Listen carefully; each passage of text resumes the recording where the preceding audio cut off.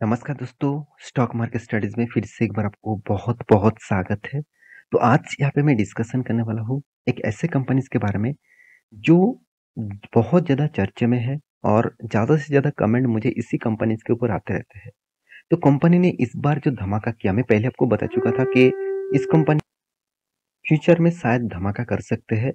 तो उसका धमाका किस तरीके से होगा और कंपनी में ग्रोथ किस तरीके से हुआ, वो सब कुछ इस वीडियो में मैं आपको दिखाऊँगा और कहाँ पे कंपनी धमाका किया है, वो भी आपको दिखाऊँगा। तो वीडियो को लास्ट तक देखिएगा और अभी तक अपने इस चैनल को सब्सक्राइब नहीं किया तो ज़रूर कर लीजिएगा क्योंकि आपको daily basis stock market information, update, news इसी चैनल के माध्यम से मिलता रहेंगे। तो चलो देख लेते हैं आज के स्टॉक के बारे में। सबसे पहली बात, कंपनी कौन-सा है? कंपनी का नाम है HFCL। आप सभी जानते हैं HFCL के बारे में, जो देखा जाए एक इंजीनियरिंग कंपनी है and infrastructure infrastructure development company है एंड प्रोडक्ट और नेटवर्क सॉल्यूशन के ऊपर कंपनी काम करते हैं।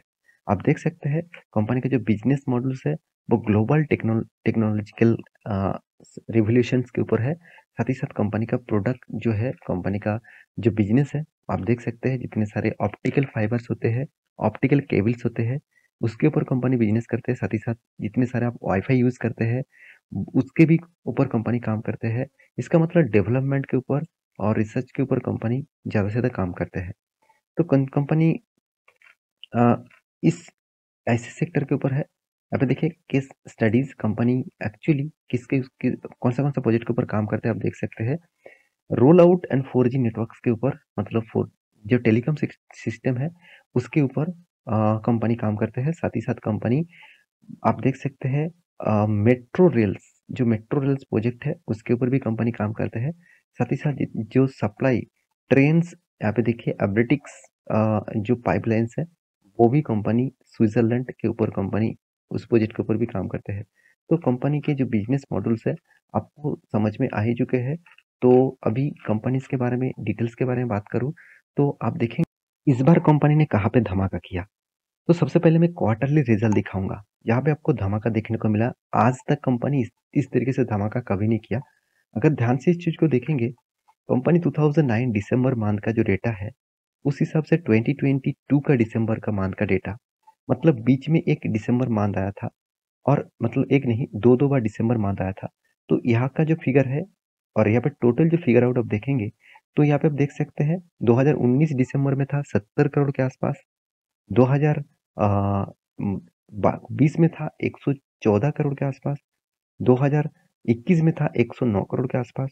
और इस बार तो सारे हद पार कर दिए, सारे रिकॉर्ड तोड़ दिए 137 करोड़ के आसपास। तो कंपनी ने देखिए हर दिसंबर क्वार्टर में अच्छा खासा ग्रोथ करते जा रहा है। यही एक पॉजिटिव साइन बन चुके हैं इस कंपनी के लिए। तो मेरे हिसाब से अच्छा खासा यहाँ पे ग्रोथ देखने को मिला है इस कंपनी के ऊपर। तो क्या अभी इस कंपनी के ऊपर निवेश करना सही होगा? देखिए, एक बार क्वार्टर का रिजल्ट अच्छा हो गया तो उसका मतलब कंपनी बहुत बढ़िया काम कर रहा है, ऐसे बिल्कुल मत सोचना। बाकी पैरामीटर्स भी आपको देखना चाहिए। जैसे आप देखेंगे कंपनी का प्रॉफिट एंड लॉस, कंपनी 2012 में लॉस किए थे करीबन 67 करोड़ के आसपास। उसके बाद कंपनी पीछे मुड़ के नहीं देखा, कंटिन्यूअसली कंपनी प्रॉफिट को यहाँ पे मेंटेन करता रहा। कंटिन्यूअसली कंपनी यहाँ पे प्रॉफिट को मेंटेन किया, कंटिन्यूअसली यहाँ पे कंपनी ने प्रॉफिट किया। तो मेरे हिसाब से एक पोटेंशियल तो यहाँ पे दिखते हैं। फिर भी ग्रोथ ऑफ पोटेंशियल कितना ज्यादा है, चलो मैं आपको बता देता हूँ। पहली बात, सेल्स ग्रोथ देखिए 10 में ठीक था, 10 साल में ठीक था, 5 साल में ठीक था, 3 साल और करंट सिनेरियो में नेगेटिव में आ गया। और प्रॉफिट ग्रोथ भी देखिए 20%, 21% था 10-5 साल में, उसके बाद देखिए नेगेटिव में आ गया। और रिटर्न के चक्कर में देखा जाए तो रिटर्न के हिसाब से 10 साल में कंपनी 22% तक रिटर्न दिया, 5 साल में कितना 18% का रिटर्न दिया, 3 साल में कितना करीबन 60% का रिटर्न दिया। तो यही रिटर्न देखकर ज़्यादा से ज़्यादा लोग इसके ऊपर निवेश कर चुके हैं। फिर भी मैं इस कंपनी का आपको रेट दिखा दूँ, प्राइस रेंज दिखा दूँ, करीबन 71 रुपीज़ के आसपास है। छोटा सा कंपनी है, 10,000 करोड़ से भी नीचे कंपनी है। तो इस कंपनी के हिसाब से कंपनी अभी भी स्मॉल कैप टाइप कंपनी है। कंपनी के प्रोमोटर के पास होल्डिंग 39% है और उनमें से 44%, अराउंड 50% के आसपास कंपनी प्लेजिंग रखा। ये देखिए, जब भी कोई कंपनी खुद का शेयर प्लेजिंग रखते हैं वो कंपनी के लिए ऑब्वियसली एक खतरा है। मान के चलिए आपने बैंक से लोन लेने के लिए गया और आपको बोला गया कि आपके घर के मतलब कोई कागज लेके आइए और कर्जा लेके आइए और उसको जमा करके आप लोन लेके जाइए। अगर आपने लोन नहीं मिटाया तो आपका घर वो जब्त कर लेंगे। तो यही बात यहाँ पे प्रमोटर ने भी किया। उसका जो शेयर है उसको भी गिरवी रख के यहाँ पे पैसा उठाया है और वो भी 50% के आसपास। ये एक वीकनेस मुझे जरूर देखने को मिला। हाँ, कर्जा ठीक ठाक है, कर्जा 0.50 के नीचे है, चलो ठीक है। कंपनी का सेल्स ग्रोथ, प्रॉफिट ग्रोथ उतना खास नहीं है, नेगेटिव है। और डिविडेंड पे आउट भी देखा जाए तो डिविडेंड पे आउट उतना खास देखने को नहीं मिला। सॉरी, डिविडेंड पे आउट अच्छा खासा देखने को नहीं मिला क्योंकि डिविडेंड यील्ड बहुत कम है। साथ ही साथ कंपनी का पैग रेशियो बता रहा है कि 1.57 के आसपास है। इसका मतलब हमेशा पैग रेशियो होना चाहिए था 1% के नीचे। तो यहाँ पे 1.57 है, थोड़ा सा ज़्यादा है। और कंपनी का मार्केट कैप टू सेल्स बता रहा है कि कंपनी को 1 रुपया कमाने के लिए 2.20 रुपीज़ देना पड़ रहा है, मतलब 2 रुपया 20 पैसा देना पड़ रहा है। इंटरेस्ट कवरेज के बारे में बात करूँ तो कंपनी का जो कर्जा है उस हिसाब से कंपनी को इंटरेस्ट पे करना पड़ रहा है। उस इंटरेस्ट पे करने के बाद कंपनी कितने प्रॉफिट कमा रहा है, करीबन करीबन 3.5% के आसपास। तो अच्छी बात है ये।